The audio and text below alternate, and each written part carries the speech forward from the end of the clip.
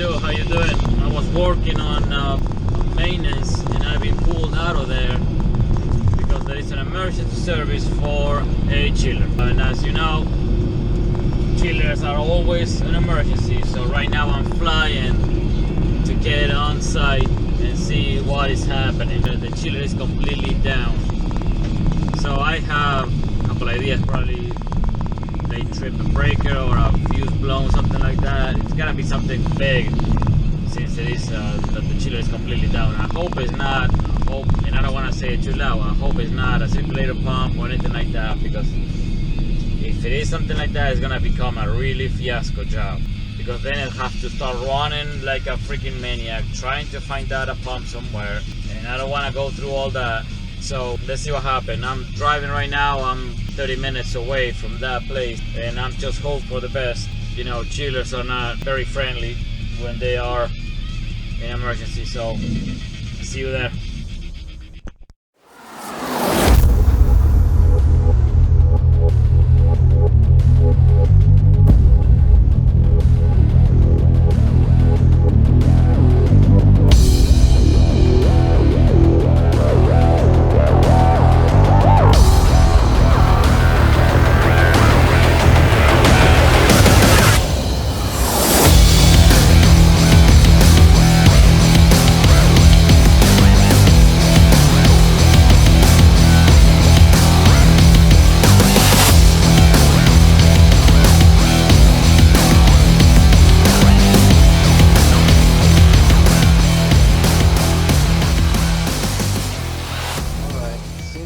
Like the pump, this is a split system. The condenser unit is up on the roof, and I got fluid going through. Temperature, of course, is really high, and I got pressure. So it looks like the pump upstairs is working, but looks like the refrigeration system is not. So we're gonna go up on the roof and see what is happening. See you there. All right, let's get some tools. I don't need the drill, but I got gauges here. I think we're gonna be fine.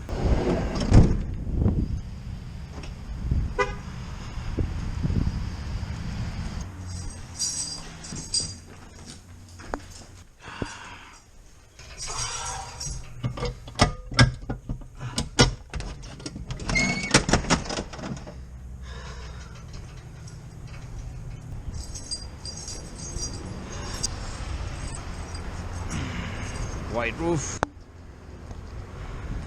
wonderful. This is my unit.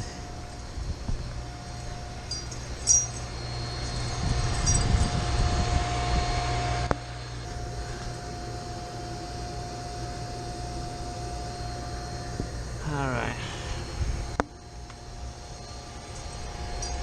I don't hear the compressor, but I hear the circulator pump.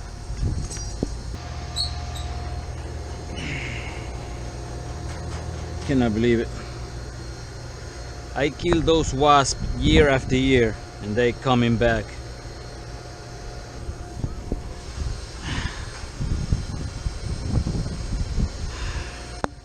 All those are my notes. Let's find out what is happening.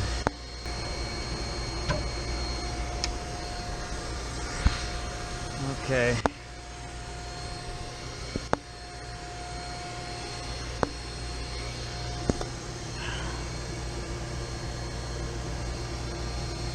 Hard to see. It's hard to see my numbers. 48, that's the temperature, I guess. 48 degrees Celsius. It's in cold and cooling pump. So let's see if everything is alright with the contactors. That's the face monitor protector. Alright, I can see the VFD is calling. The condenser fan motors are working on VFD. Yeah, VFDs are not running.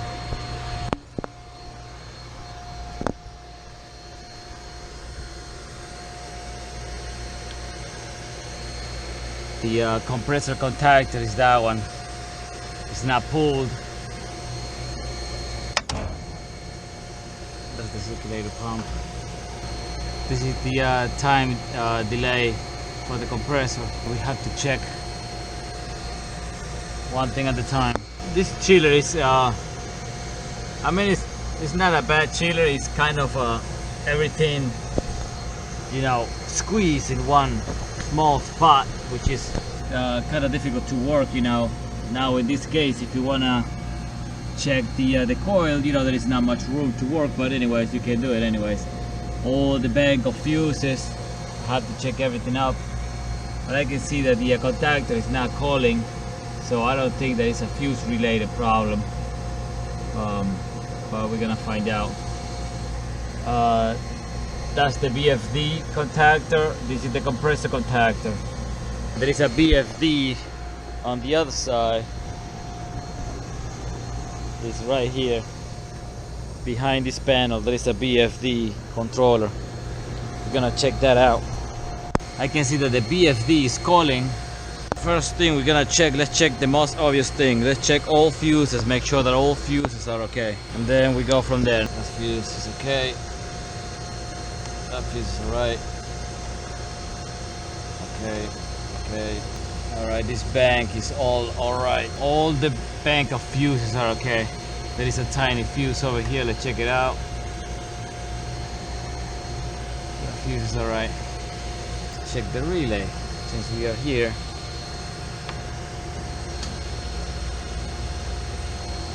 It's not calling for the compressor. Those are time delays on pressures.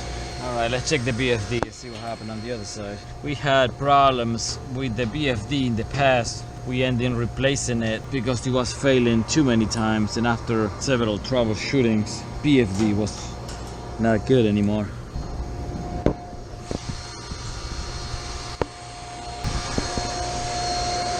There is a 2-letter PF alarm.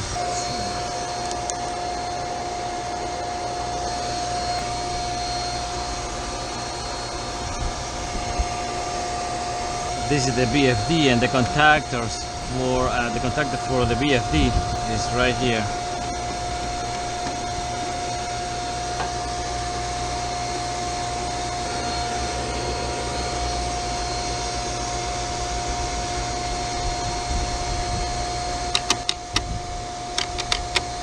Alright, contactors not tripped.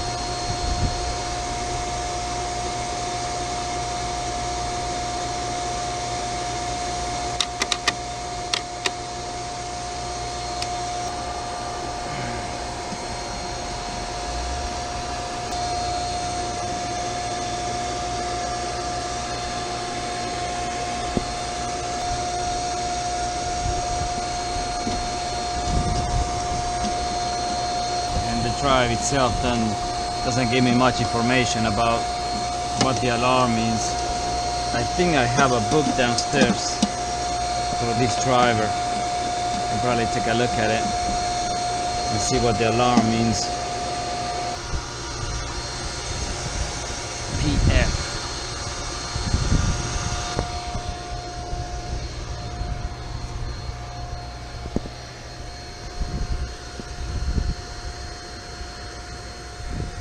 Well, let's shut it off for a minute. See what happens.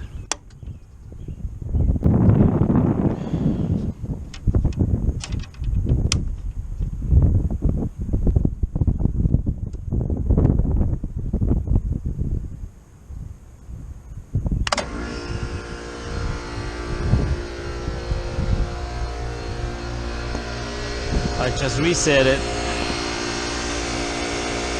VFD is fine. Condenser fans are running. Strange. Let's put this back.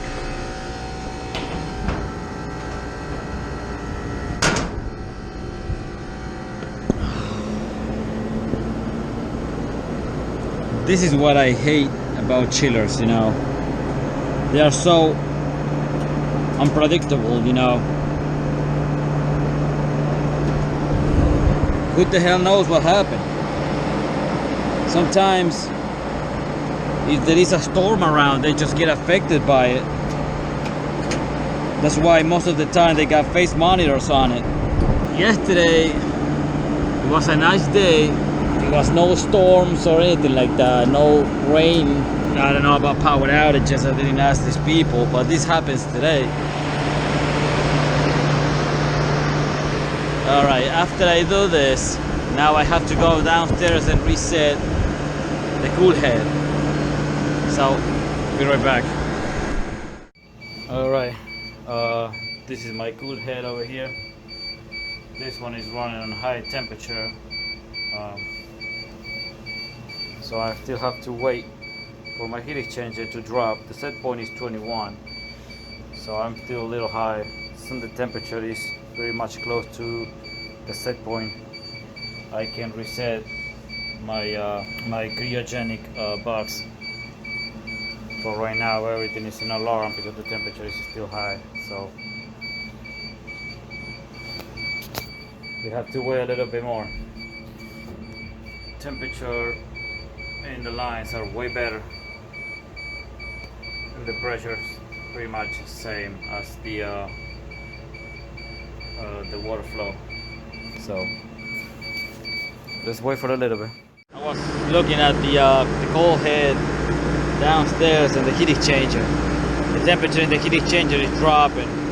It's slowly, but it's dropping. My head pressure on the display is showing 231, which is not bad. And the temperature is 14 degrees Celsius, which also is not bad. I have to wait to the heat exchanger drop the temperature enough to reach the set point, which is 21 degrees, and then I can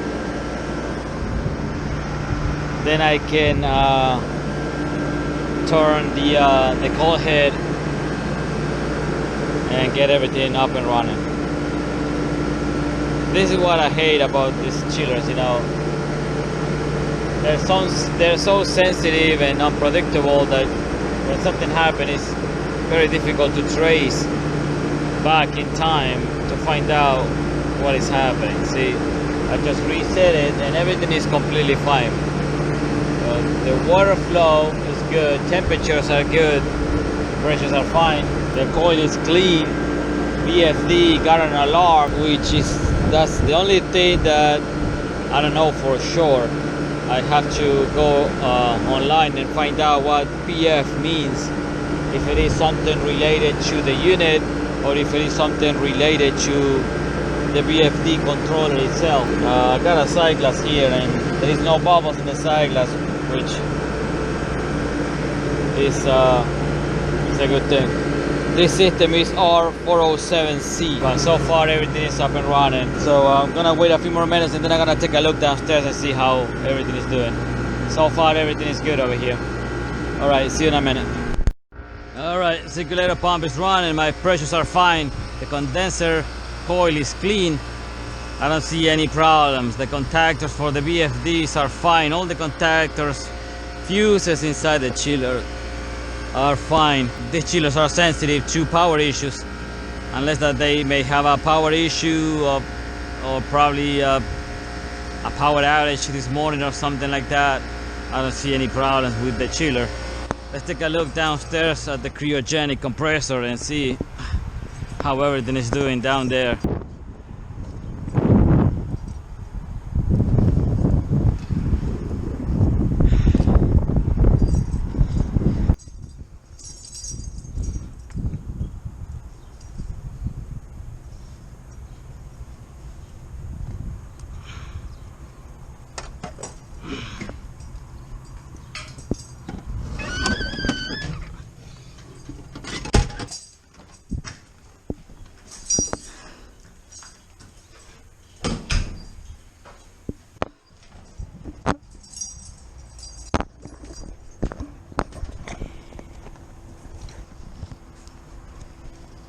This freaking thing about the mask, I can't take it anymore. It's so freaking annoying, man.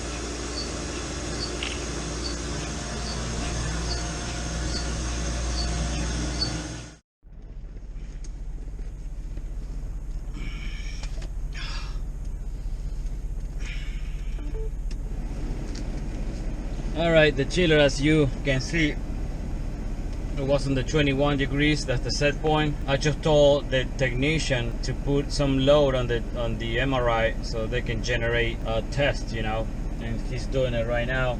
In the meantime, I'm gonna be doing some paperwork. Like I said, I don't know what happened.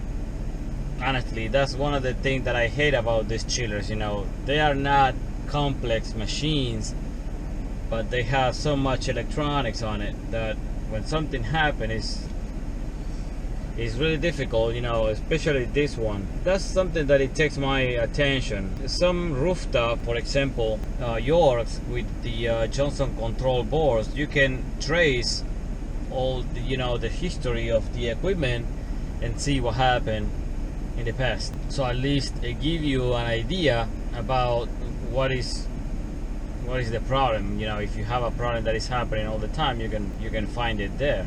This equipment, like these chillers, they don't have that ability, you know. At least this one, this unit in particular, it got a high pressure transducer so the board can see the pressure, and then it got temperature transducers also so they can see the temperature too. I mean, they can put an extra money on it and get something that you can trace everything that is happening in the unit. At least it gives you the chance to work it right. You know, this way right now I don't see any problems. You know, it's just, I'm just guessing that probably they have a power issue. You know, the phase monitor, it was normal, so it may be something that is happening sporadically. I don't know. But that's why it's so important to have a board that it can be watching the system when it's running. So right now I'm gonna do some paperwork, and that's it for today. I'm not on call this week, but I'm gonna be on call from Friday on. I don't know when I'm gonna finish with all this edition on this video. Today is the May 26th, so I don't think I'm gonna have time to finish this video before the weekend. But anyways, this weekend I'm gonna be on call, and the temperatures are getting really high. Today we are in the 80s. I know in some parts of United States 80 is like kind of a springtime. For New York, 80 is kind of a summertime. Alright, I'm gonna do some paperwork. I hope everybody's alright. I hope all of you guys are okay, your families. I hope everybody is holding together.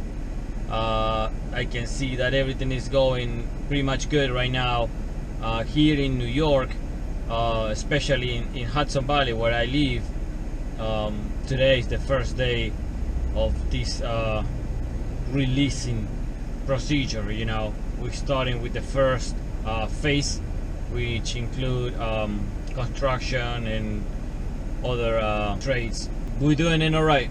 We're doing it alright. It's just about a time at this point. Sorry about the delay with the videos. Believe it or not, this craziness about the coronavirus, it keeps me really busy at home.